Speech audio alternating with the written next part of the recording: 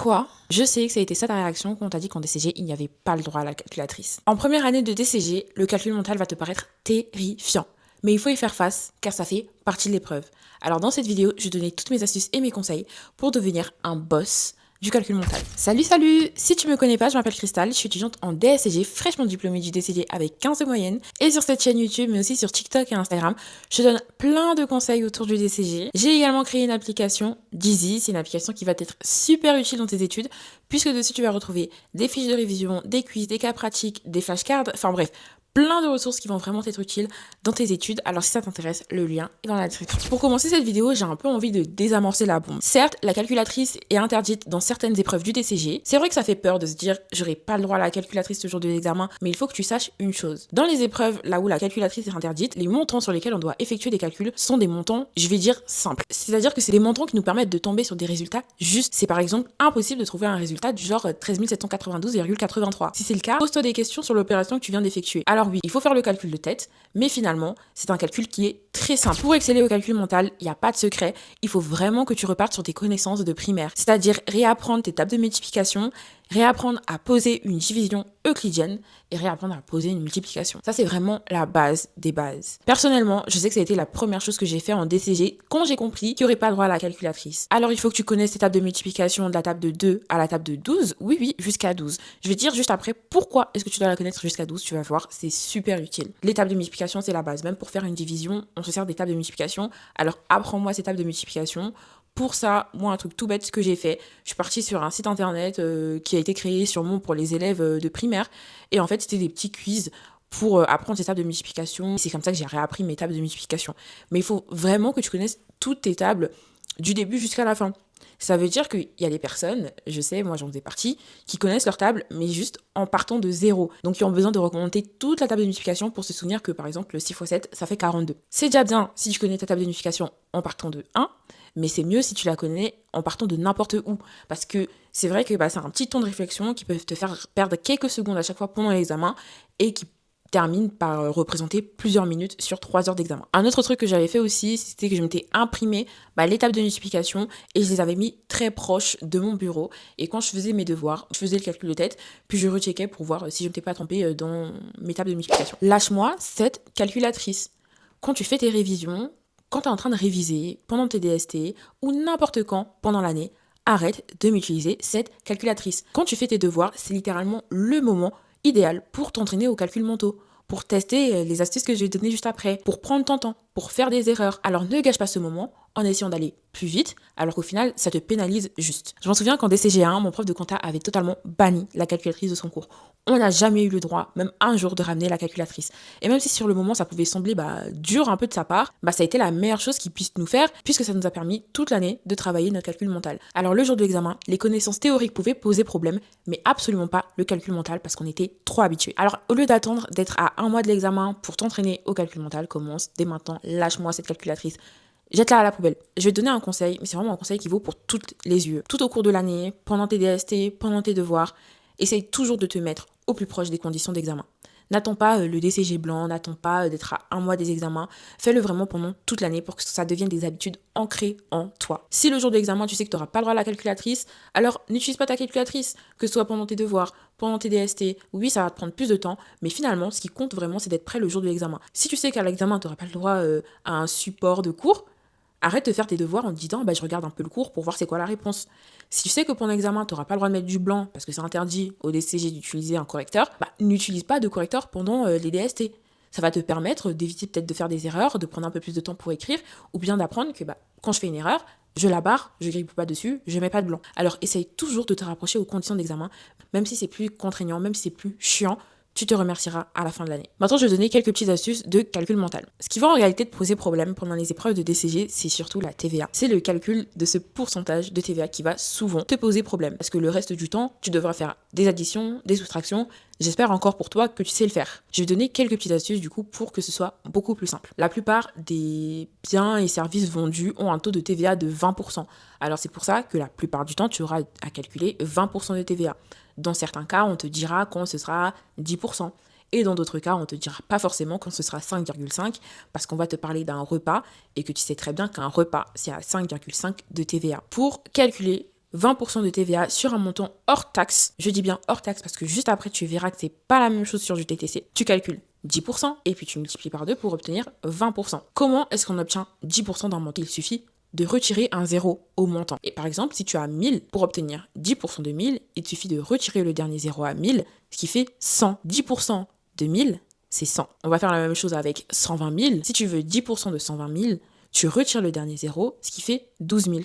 12 000 euros, ça représente 10% de 120 000. Imaginons que tu aies à calculer 10% d'un chiffre qui n'est pas totalement rond, qui ne se termine pas par un zéro. Par exemple, 10% de 12 327 euros. Là, dans ce cas-là, tu ne vas pas enlever le dernier chiffre, tu vas juste rajouter une virgule avant le dernier chiffre. Ce qui va faire 1232,7 euros. Si 10% de 1000, c'est 100, alors pour obtenir 20%, tu fais 100 fois 2, donc 10% fois 2, ce qui fait 200. Donc finalement, 20% de 1000, c'est 200. Donc la TVA sur un montant hors taxe de 1000 euros, c'est 200 euros, ce qui fait un TTC de 1200 euros.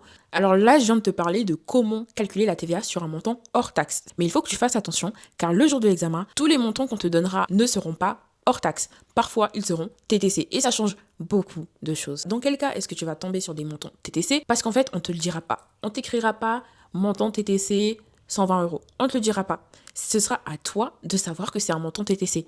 Alors, dans quel cas tu te retrouves avec des montants TTC? La plupart du temps, c'est lorsqu'il y a un encaissement. Quelle est la logique derrière? Quand tu vas au magasin pour acheter une barre de chocolat à 2,50 €, on est d'accord que d'un côté, tu ne donnes pas le montant hors taxe et ensuite, tu donnes la TVA. On est d'accord que si la barre coûte 2,50 €, la TVA est inclue dans les 2,50 €, que tu payes l'intégralité, donc le TTC, l'hors taxe et la TVA en même temps. Et bien, c'est exactement le même principe. Lorsqu'un client va réaliser un versement à une entreprise, il ne va pas séparer le hors taxe de la TVA. Il va tout payer d'un coup. À moins qu'on te dise la vente est faite hors taxe. Donc, quand tu vas recevoir un encaissement, il y aura tout en même temps. Et bien sûr, quand tu fais ton écriture comptable, par exemple en IE9, ce sera à toi de savoir séparer la TVA du hors taxe. Et là, c'est l'erreur à ne pas faire. Ce que je t'ai expliqué tout à l'heure, comment faire 20% sur un montant hors taxe, là tu ne l'appliques pas. On va repartir de l'exemple de tout à l'heure. Parce que maintenant on sait que pour un TTC de 1200 euros, il y a 200 euros de TVA. Alors on va faire comme tout à l'heure. D'abord je calcule 10% de 1200 euros. Alors pour ça j'enlève le dernier zéro à 1200 euros, ce qui fait 120 euros. Et ensuite je multiplie par 2 pour obtenir 20%. Donc je fais 120 euros fois 2. Et là on tombe sur 240 euros. Et c'est là où tu te dis, elle a raison. Pourquoi est-ce qu'on tombe sur 240 euros alors que tout à l'heure, on a calculé que pour 1200 euros TTC, on a 200 euros de TVA? Et c'est parce que juste, tu ne peux pas faire ça quand on te donne un montant TTC. Alors, ce que tu dois faire, c'est diviser ton montant TTC soit par 6, soit par 12. En divisant ton montant TTC par 6, tu vas tomber directement sur le montant de la TVA. Et ensuite, simplement, tu pourras déduire quel est le hors taxe en ayant la TVA. Alors là, si tu fais 1200 euros divisé par 6, tu vas tomber sur 200. Non, en sachant que le TTC est de 1200 euros et que là, tu tombes sur 200 euros de TVA, alors tu sais que le hors taxe est de 1000 euros. La deuxième méthode que tu peux utiliser, c'est de diviser ton montant TTC par 1,2. En utilisant cette méthode, tu vas retomber directement sur le montant hors taxe. Et là, tu te dis, non mais Cristal, elle a totalement perdu la tête, elle est totalement folle. Pourquoi est-ce que le jour de l'examen, je vais me fatiguer à diviser un montant par 1,2 de tête? Pourquoi je vais m'infliger ça? En fait, diviser par 1,2, ça revient à diviser par 12. Au début, je vous ai bien dit qu'il fallait que vous connaissiez vos tables de multiplication jusqu'à la table de 12. Eh bien, la table de 12 est super intéressante pour calculer en fait la TVA. Diviser un montant par 1,2, ça revient aussi à le diviser par 12. Alors, comment est-ce que tu procèdes? Première étape, c'est de rajouter un 0 à la fin du chiffre que tu as envie de diviser. Et ensuite, tu décales la virgule donc de 1,2, tu la décales d'une place, ce qui fait 12. Donc en fait, quand tu décales la virgule d'une place, tu dois rajouter un 0 à la fin du montant que tu veux diviser. Donc dans l'exemple que je vous ai donné, on avait 1200 euros qu'on voulait diviser par 1,2. Et le calcul va devenir 12 000, parce que j'ai rajouté un 0 à la fin de 1200, que je vais diviser par 12, parce qu'en même temps que j'ai enlevé un 0, j'ai décalé la virgule de 1,2, et du coup, ça devient 12. Et là, tu vois que le calcul, il est beaucoup plus simple parce que tu connais tes tables de multiplication. Et donc, tu peux réaliser facilement ce calcul de TVA qui te permettra de directement retomber sur le montant hors taxe. Les autres montants de TVA qu'on te demandera de calculer, ce sera 10%. Bon, là, je viens déjà de te l'expliquer. Et l'autre montant qui peut un peu faire peur, c'est 5,5% de TVA. Sur certains biens, comme la nourriture, les aliments, et bah, c'est 5,5% de TVA. Comme je te l'ai dit au début, ce ne sera pas forcément indiqué. Alors, c'est une connaissance qu'il faut que tu aies. Si on te dit que le chef de l'entreprise, il a pris un repas au restaurant, 5,5. Alors, l'une des choses que tu peux faire, c'est de d'abord calculer 10% du montant, donc en enlevant un 0, et ensuite de diviser le montant que tu as pour 10% en 2 pour obtenir 5%. Moi, j'aime pas tellement cette méthode parce que finalement, il te manque les 0,5. Parce que c'est pas 5% de TVA, c'est 5,5% de TVA. La deuxième méthode que tu peux utiliser, c'est de calculer 1% du montant, le multiplier par 5, donc là, tu as tes 5%, et pour obtenir les 0,5, tu reprends tes 1% que tu divises par 2 pour obtenir le 0,5. Et au final, tu additionnes les 5% que tu as trouvé plus les 0,5 que tu as trouvé et tu trouves les 5,5%. Comment est-ce qu'on obtient 1% d'un montant? En fait, c'est presque pareil que pour les 10%. Pour les 10%, on a enlevé un chiffre au montant. Pour les 1%, on va en enlever 2. Donc, 1% de 1000 euros, on enlève les 2 zéros à la fin, ça fait 10 euros. 1% de 2000 euros, c'est 20 euros. Donc là, on va faire le calcul ensemble. Donc 1% de 1000 euros, c'est 10 euros. Donc là, j'y mets 1% que je vais venir multiplier par 5, ce qui va faire 10 fois 5, donc 50 euros. Donc là, 50 euros, c'est 5% de 1000 euros. Il me manque les 0,5 pour avoir 5,5. Alors là, je reprends mes 1%, donc 10 euros, que je viens diviser par 2. J'obtiens 5 euros. Et ensuite, j'additionne 50 euros avec 5 euros, ce qui fait 55 euros. Et voilà, moi je trouve que c'est vraiment la méthode la plus rapide pour calculer 5,5%. Une fois que tu sais faire tous tes calculs de TVA, donc 5%, 10%, 20%, peu importe, tu n'auras plus aucun problème de calcul en fait, parce que la plupart des problématiques c'est ça, c'est souvent la TVA qui va te poser problème et le reste du temps tu vas devoir faire des additions, des soustractions, ou bien même on va te demander de calculer d'autres pourcentages. Imaginons que tu fasses un calcul sur une plus-value immobilière et qu'il y a un abattement de 30%, maintenant que tu sais calculer 10%, que tu sais calculer 20%, tu sais que pour obtenir 30%, il suffit de faire 10% et de multiplier par 3. Si on te demande de calculer, 25% de quelque chose, tu sais que tu fais 10% fois 2, puis 10% divisé par 2 pour obtenir 5%. Donc en fait, une fois que tu maîtrises la TVA, tu maîtrises tous ces petits calculs de pourcentage, ce sera très simple pour toi parce que la plus grosse problématique, c'est vraiment les pourcentages au DCG. Sinon, généralement, les additions, les soustractions, on sait le faire. Pour terminer cette vidéo, je vais donner les conseils ou en tout cas les erreurs à éviter quand tu fais des calculs mentaux le jour de l'examen ou même pendant tes révisions. Une chose que je vais te conseiller si on te demande de calculer un pourcentage, c'est d'y aller par étapes. Tu vois là dans la vidéo comment je t'ai tout décomposé. Donc pour faire 5,5%, je t'ai dit d'abord tu fais 1%, ensuite tu multiplies par 5, puis tu fais 1% divisé par 2. C'est exactement la méthode que tu dois suivre si les chiffres, les montants qu'on te donne ne sont pas ronds ou que les pourcentages qu'on te demande de calculer ne sont pas simples. Parce que parfois, un truc que tu peux être tenté de faire pour un peu gagner du temps, mais en fait qui t'en fait perdre beaucoup parce que tu doutes de ton calcul finalement, donc tu te revérifies ce qui te fait perdre du temps. Ce que tu peux être tenté de faire, c'est d'enchaîner. Par exemple, tu sais que, je sais de tête 5,5, ça fait combien? Alors je vais faire comme ci, je vais faire comme ça, je vais tout enchaîner. Au lieu de faire 1% x 5, je vais directement faire 5% du montant. Théoriquement, c'est plus rapide, mais quand t'as pas de calculatrice, à la fin, tu regardes ton montant comme ça et t'es en mode, je suis pas tellement sûre de ce résultat-là. Donc tu vas te revérifier et ça va te faire perdre du temps. Pour vous partager un peu mon expérience, je sais que pendant l'examen du DCG de droit fiscal, c'est ce qui m'était arrivé. Je voyais que je n'avais plus beaucoup de temps, donc ce que je faisais, c'est que au lieu de faire mes calculs propres comme j'ai toujours fait, donc calculer étape par étape 1%, puis 5%, puis 0,5, au lieu d'y aller étape par étape, je me souviens que je devais calculer juste un abattement sur une plus-value immobilière, et en fait, j'ai totalement bugué, parce que j'essayais de me précipiter, et en fait, quand je regardais mon montant, je me disais, mais attends, c'est pas possible que 30% de 100 000, ça fasse ça. Je vous donne un exemple tout bête, c'était pas un calcul comme ça, sinon je pense que je me serais pas trompée. Mais en fait, je regardais le montant et je suis en mode, mais c'est pas possible que ce soit ça. Donc ce que je faisais, c'était quoi? C'est que je me revérifiais. Et quand je me suis revérifiée une deuxième fois, je trouvais pas le même montant. Et du coup, j'étais en mode, c'est le premier ou le deuxième le bon? Du coup, je recalculais une troisième fois. Et là, c'était en fait la panique totale. J'imagine, le jour de l'examen, il te reste 5 minutes. Et t'es là, tu commences à refaire 5 fois le même calcul. T'es en mode, mais je perds tellement de temps. Alors que si je me t'ai dit, je calcule une fois pour tout, ça veut dire que je prends mon temps. Je le fais une fois, mais je le fais bien, je suis sûre et je passe à autre chose. Au final, ça aurait été la meilleure décision. Alors, c'est pour ça que je vous conseille de vraiment éviter de faire des calculs un peu hasardeux et de vraiment toujours prendre votre temps pour faire les calculs une bonne fois pour toutes. Si pour vous, vraiment, faire les calculs, donc 1%, 5%, ça prend trop de temps de tout faire par étapes, c'est peut-être parce que vous manquez d'entraînement. Une fois que vous avez de l'entraînement, ça va très très vite. Le jour de l'examen ou pendant vos révisions, je vous conseille de toujours avoir une feuille de brouillon. Sur votre feuille d'examen, il faut que vous fassiez apparaître tous les détails pour que votre correcteur puisse vraiment comprendre ce que vous avez fait. Mais vous n'avez pas non plus besoin d'écrire vraiment toutes les divisions, poser toutes les divisions sur vos copies, vous n'avez vraiment pas besoin de le faire. Surtout que souvent quand on écrit sur notre copie d'examen, on veut que ce soit un peu plus propre, donc ça nous prend un peu plus de temps d'écrire proprement, alors qu'en fait sur une feuille de brouillon, on l'aurait écrit à l'arrache, et on s'en fout de tous les cas, la feuille de brouillon, personne ne la calcule.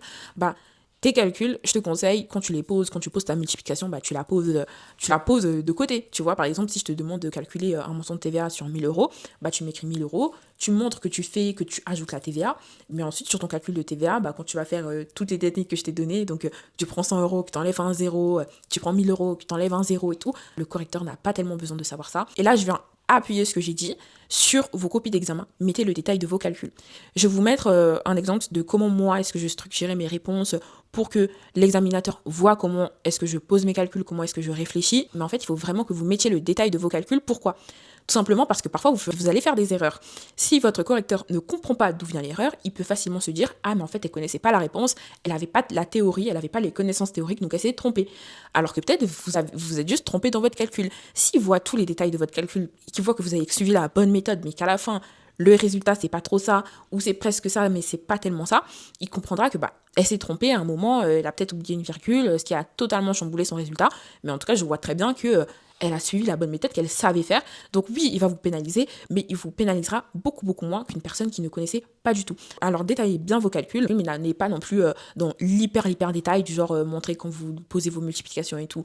En fait, il faut juste faire la part des choses, mettre le détail, mais sans rentrer trop dans le détail. Bien sûr, si vous rentrez trop dans le détail, si vous mettez quand vous posez une multiplication, vous n'allez pas perdre de points, mais ça va vous faire perdre peut-être un peu de temps. Et le correcteur, peut-être que ça va pas trop lui plaire de voir tous vos calculs, votre brouillon en fait, sur votre copie. Une erreur à ne pas faire le jour du DCG aussi, c'est de trop se revérifier. Donc moi, c'était un truc que je faisais souvent, mais en fait, pour éviter ça, il faut prendre confiance en soi. Il faut se dire, quand je fais un calcul, dès la première réponse, c'est correct. J'ai pas besoin de me revérifier 5 fois derrière pour être sûr que c'est bon. Parce que quand vous faites ça, vous perdez énormément de temps. Finalement, vous l'aurez compris, la clé de tout, du calcul mental, de la rapidité et de la confiance dans vos calculs, réside dans la pratique. Il faut que vous pratiquiez. C'est pas en écoutant cette vidéo que juste après, vous allez être un boss du calcul mental. Non, pas du tout. Il faut que vous appliquiez toutes les astuces que je viens de vous donner, que vous appliquiez les conseils, donc que vraiment vous vous posiez, vous vous dites, aujourd'hui, je commence à vraiment travailler mon calcul mental. Ça se travaille et tout le monde en est capable. Alors oui, ça fait peur, mais la clé, c'est vraiment la pratique pour que le jour de l'examen, ce soit fluide comme de l'eau. On arrive au bout de cette vidéo, j'espère qu'elle vous aura aidé. J'avais reçu plusieurs commentaires sur TikTok qui me disaient mais comment tu faisais pour le calcul mental? Alors voilà tous mes secrets. Bien sûr, comme je vous l'ai dit, la clé c'est de s'entraîner et le jour d'examen, je vous assure que vous allez assurer. Si vous avez aimé cette vidéo, n'hésitez pas à laisser un petit like, un commentaire, à vous abonner à la chaîne pour la soutenir et moi je vous dis à la prochaine pour une nouvelle vidéo.